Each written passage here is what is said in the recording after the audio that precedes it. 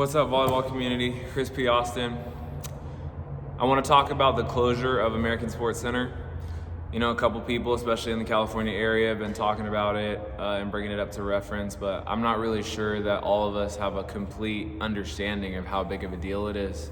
Right now, American Sports Center is the hub of Southern California volleyball and maybe the hub of volleyball in the nation right now, the United States. So that's no disrespect, any other volleyball places, any other places really helping it build. I even have one of my own here that I'm standing in right now, but American Sports Center it's where the U.S. national team practices on the men's and women's side for the indoor. It's definitely outside of the convention centers for things like JOs and qualifiers, where the largest tournaments occur, where the most consistent high-level volleyball is in the United States for youth.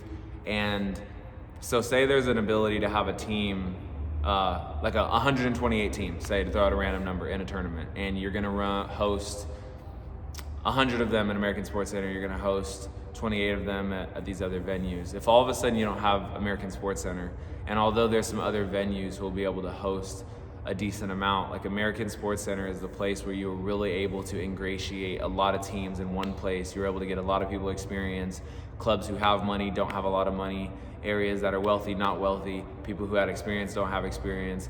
They were all able to congregate in one spot on a consistent basis and be able to grow, as athletes and players with a pretty easy access place.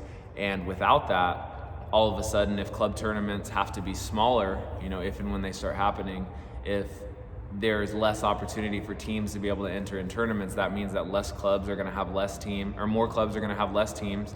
That means that there's going to be less athletes who decide to play.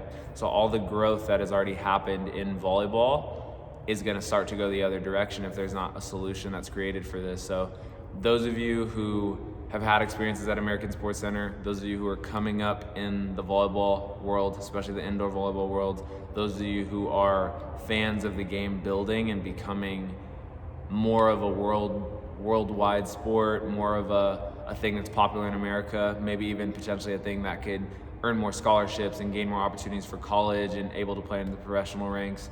I want you to understand how big of a deal it is that American Sports Center is closing.